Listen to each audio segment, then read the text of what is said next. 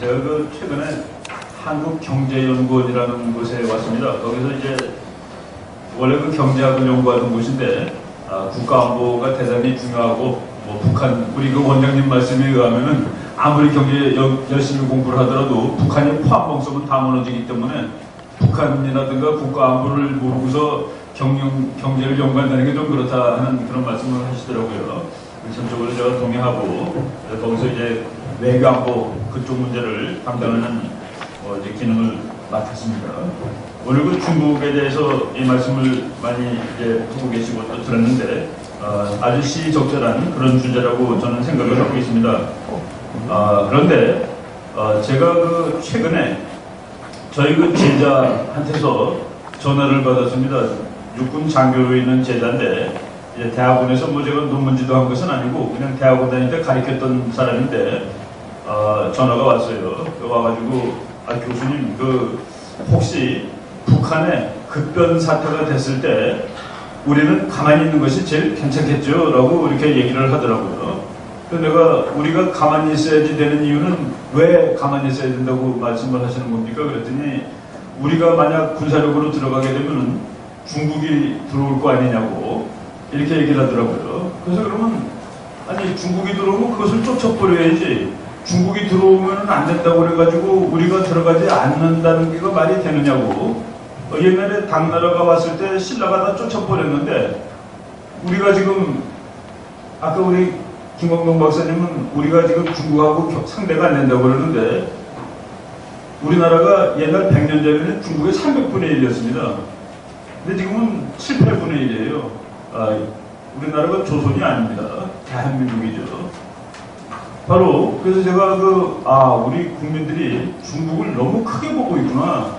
중국의 미래에 대해서 중국은 아무런 문제점이 없는 나라로 보고 있구나 라고 생각을 하고서 제가 어떤 기회가 있어가지고 어디 가서 강의를 하는데 내가 중국과 미국의 대결 그리고 그것이 한반도에 미치는 의미 이런 거로 강의를 해도 되냐고 그랬더니 하라고 그러더라고요.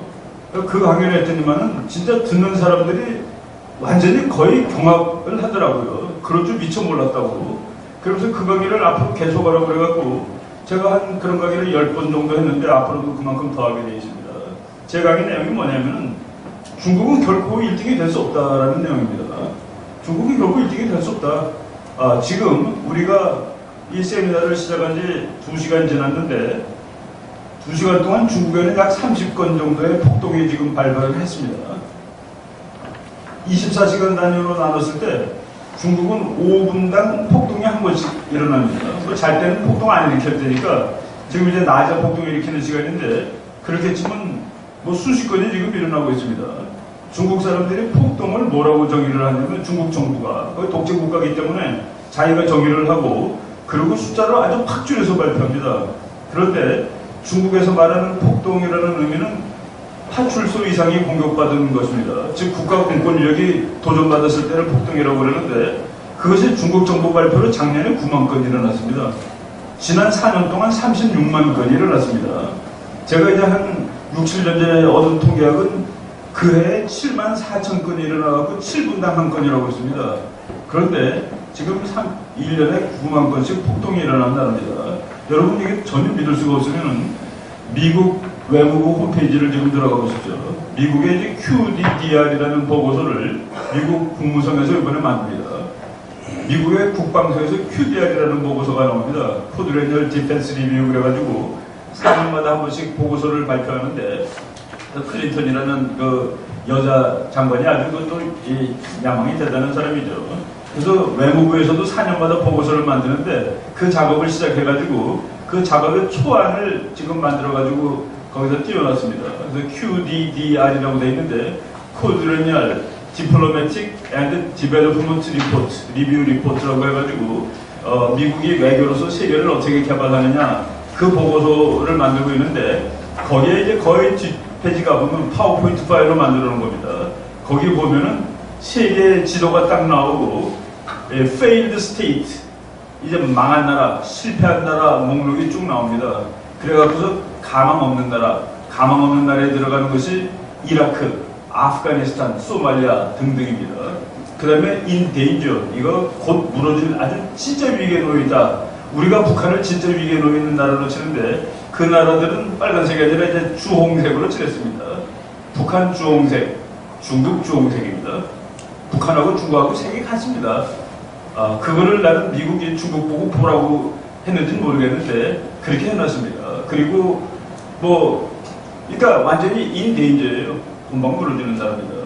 요번에 내가 제일 좋아하는 시사 주간 잡지가 이코노미스트입니다. 나는 그거 보면은 즐거우면서 이제 있는 잡지인데 거기에 뭐라고 시진핑이 될 때 나왔냐면은 시진핑이가 세계에서 제일 베스트 킹덤, 무지하게 넓은 킹덤의 다음번 황제로 책봉되었다. The best kingdom facing best stress라고 되어 있습니다. 그보다 더 큰 스트레스에 쌓여있는 그 베스트 킹덤에 돼 있다. 그리고 그 다음에 China is in a fragile state. 중국은 지금 대단히 취약한 상황에 놓여 있다. 라고 되어 있습니다. 세계의 단도를 끌어가는 그 잡지입니다. 그런데 이제 우리가 그 얘기를 다 하고 그랬었는데 세계 패권국의 역사를 보면은 지난 500년 동안 100년 단위로 패권국이 바뀌었습니다. 포르투갈, 스페인, 네덜란드, 영국, 미국. 그리고 이 5나라에 대한 그 도전이 계속 있었습니다. 도전이 계속 있었는데 이제 특히 이제 1800년대 19세기 무렵부터는 그 영국에 대해서 프랑스가 덤벼들었고 그 다음에 영국에 대해서 독일이 2번 덤벼들었고 독일이 2번 덤벼드는 동안이 그게 1차 대전, 2차 대전입니다. 그 사이에 미국이 도와주다 보니까 미국이 스스로 챔피언이 됐습니다. 그런데 영국은 미국한테 챔피언십을 싸움하지 않고 물려줬습니다. 그래서 미국이 챔피언이 됐는데 미국한테 도전한 것이 러시아입니다. 소련이죠. 그리고 지금 도전하는 것이 사실은 지금 중국이 크고 있다라는 그 이론의 90%는 미제입니다. 그 이론이. 메이드 인 USA라는 그 얘기입니다. 중국이 네가 다번 챔피언이라는 그 얘기가. 야, 네가 챔피언이라고 얘기했던 거가 80년대 중반부터는 일본입니다. 그래서 일본이 한참 잘 나갈 때 그때 일본이라는 나라가 내일모레 미국 앞선다고 다 그랬습니다. 저는 그때 이제 박사 막 받고 와가지고 공부 시간에 연세대학교 국제대학원에서 강의를 하는데 외국 학생들 만나서 다음번 차세대 세계 챔피언은 일본이라고 그랬더니 그 여학생 하나가 계속 고개를 살려살려 들고 아주 얼굴이 짜증이 난 얼굴이에요. 그런데 그 여학생한테 누구냐? 너는 내가 강의하는데 동의하지 않는구나 그랬더니 자기가 일본 학생이라고 그러더라고요. 근데 교수님이 일본이 미국보다 앞서서 다음번 세대의 최강대국이라고 그러는데 자기는 그 말이 전혀 이렇게 와서 감이 닿지 않는다. 그래서 왜 감이 닿지 않냐고 그랬더니 그 여학생이 제가 일본 학생인데 영어를 그렇게 잘하진 않습니다. 그 아주 심플한 말에 내가 충격을 받고 국력 증강에 대해서 이렇게 피상적으로 공부하면 안 되겠구나라는 생각을 가졌습니다. 그 여학생의 말은 Life is not easy in Japan. 아주 쉬운 영어죠. 일본에서 산다는 것이 쉬운 일이 아닙니다. 국민들이 잘 살고 행복하지 않는 나라는 절대로 세계 강대국이 될 수 없습니다. 그래서 내가 그때부터 내가 그러고 나서 일본은 완전히 미국한테 그냥 박살이나 버렸죠. 미국이 일본 풍선을 인힘 다해서 크게 한 다음에 일본 보고 캘리포니아 다 사라고 그러고 뉴욕 다 사라고 그런 다음에 그 풍선을 미국의 반으로 찌르더라는 게 얘기입니다. 푹 꺼진다면 그냥 지금 일본이 미국하고 맞짱 뜬다는 사람 아무도 없습니다. 그 다음에 2000년대 초반에 미국에 도전하는 나라는 유럽이었습니다. 그래서 이제 그때 또 그런 책이 많이 나왔어요. 유나이티드 스테이트 오브 유럽, A New Superpower, 새로운 초강대국. 그래서 이제 미국 몰락론은 그거는 200년 동안 있던 이론입니다. 항상 정이 있어요. 그래갖고 이제 드디어 이번에 나온 것이 중국인데, 제가 이제 얘기를 다 하려면 10시간도 더 할 수 있지만은, 중국이 앞으로 가망 없다는 거 한 가지 결정적인 얘기만 하겠습니다. 이거는 그 에버슈타트라는 그 인구 통계학자가 쓴 논문인데, 그 사람이 그렇게 썼어요. 어느 나라가 앞으로 부자가 되거나 군사력이 강해질 것이다. 그거는 사실 예측을 제대로 할 수는 없는 거다. 어느 나라가 앞으로 30년 후에 진짜 돈이 많아지고 군사력이 센 것은 예측하기가 사실은 대단히 어렵다. 그런데 다행히도 자기가 공부하고 있는 인구 통계학, 우리나라는 인구 통계학 개론책도 제대로 없는 나라입니다. 지금 공부하는 인구 통계학은 이것은 예측이 정확하다. 그대로 예측이 될 수 있다라고 하면서 중국의 미래에 대해서 썼는데 이 사람은 중국의 미래는 암담하답니다. 참담하다라고 써 있어요. 근데 그 이제 왜 그러냐면은 지금 이제 인구가 이제 어느 나라든지 다 늙고 있습니다. 전 세계가 다 늙고 있는데 제일 빨리 늙은 나라, 그 제일 빨리 늙었다는 것 때문에 고통을 당한 나라가 일본입니다. 일본은 65세 이상의 인구가 20%가 넘습니다. 그래갖고 다이내믹이 없어졌습니다. 노동력이 없어져요. 그래서 일본은 일본의 스피릿이 없어져갖고 일본이 엉기는 것이 아닙니다. 일본이 나이가 들다 보니까 바로 20년 전에 에즈라 포겔이 재팬 as number one 해가지고 일본은 난리 쳤는데 그 사람의 인구 통계학은 하나도 고려하지 않은 겁니다. 이 나라가 30년 후에는 인구 평균 연령이 50살이 넘는 나라가 되겠구나를 따져보자는 것이죠. 그런데 그것이 이제 한국이 한 10년, 20년 후에 옵니다. 중국이 우리나라보다 한 불과 5년, 10년밖에 차이가 안 납니다.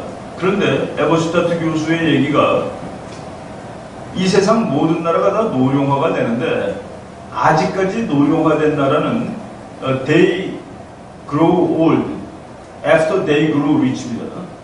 그들이 부자가 된 다음에 늙은 나라가 되었다. 일본 사람들 65세 이상의 일본 영감 노친네의 개인 한 사람이 갖고 있는 돈의 평균이 45만 불입니다. 5억 원씩이에요. 5억 원. 문제 없습니다. 문제 없어요. 그냥 그 돈이 다이나믹하지 않을 뿐이지.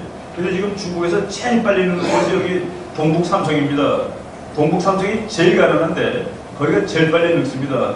근데 이거를 중국은 불행하게도 나라가 부자가 되기 전에 늙는 나라다라고 나옵니다.